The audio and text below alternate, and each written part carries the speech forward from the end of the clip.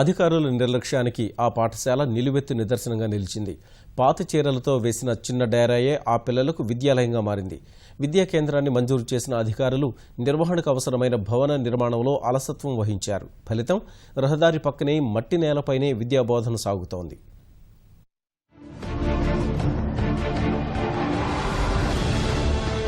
ప్రధాన రహదారి పక్కనే పాఠశాల. చీరల డేరాల్లోనే చదువులు.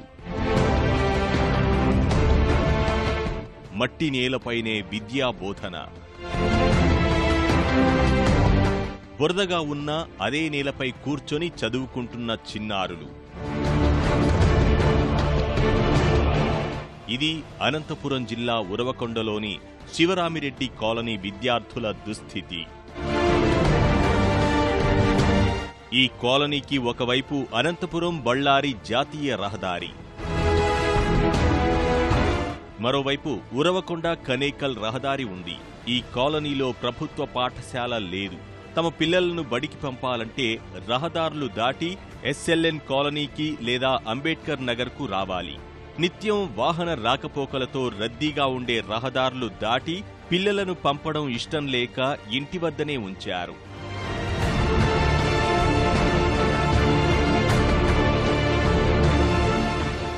తల్లిదండ్రుల నిర్ణయంతో సుమారు 48 మందికి పైగా చిన్నారులు ఇంటి వద్దనే ఉండిపోయారు. బర్డ్స్ అనే స్వచ్ఛంద సంస్థ సమస్యను గుర్తించి సర్వశిక్ష అభియాన్ అధికారుల దృష్టికి తీసుకువెళ్లింది. అధికారులు ఓ విద్యా కేంద్రాన్ని మంజూరు చేసి వాలంటీర్లను నియమించారు. కేంద్రం నిర్వహించడానికి అవసరమైన భవనాన్ని మాత్రం కేటాయించలేదు. అధికారుల చుట్టూ తిరిగినా పట్టించుకునే నాథుడే కరువయ్యాడు. చివరకు అంగన్వాడీ కేంద్రం పక్కగా ఉన్న ఖాళీ ప్రాంతంలో ఒక డేరా ఏర్పాటు చేసి అందులోనే పాఠశాల నిర్వహిస్తున్నారు.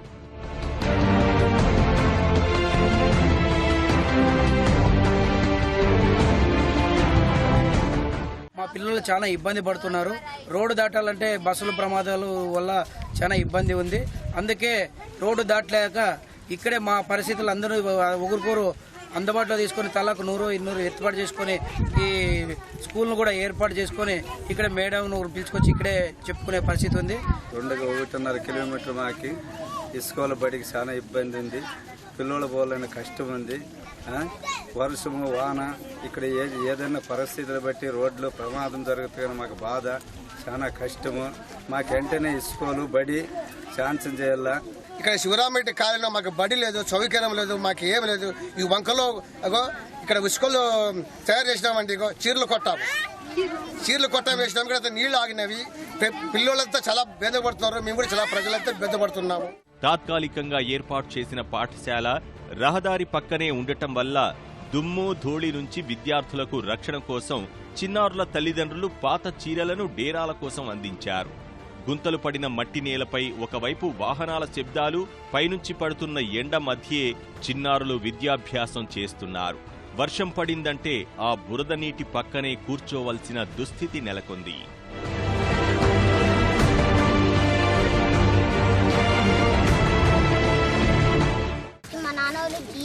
ఈ డారేసి ఈ చీరతో కట్టినారు. మాకు పెద్ద స్కూల్ కావాలి, మేము బాగా చదువుకుంటున్నాము. మా టీచర్ బాగా చదివిస్తుంది. మాకు వాన వచ్చినప్పుడు ఇదంతా బుడద, మాకు మంచి స్కూల్ కావాలి. మేము బళ్ళారి రోడ్డు దాటేటప్పుడు లారీలు బస్సులు పోతాయి. కొంతమంది దాటేటప్పుడు యాక్సిడెంట్ అయ్యింది. నాకు కూడా బండి గుద్దేకొచ్చిండ ఒక తూరి. ఇక్కడ దగ్గర స్కూల్ కట్టిస్తే నేను ఇక్కడికే వస్తాను. ఇక్కడ చాలా మంది కూడా ఇక్కడికే వస్తాను. స్కూల్ వచ్చేసి లాస్ట్ ఇయర్ నుండి రన్ అవుతుంది.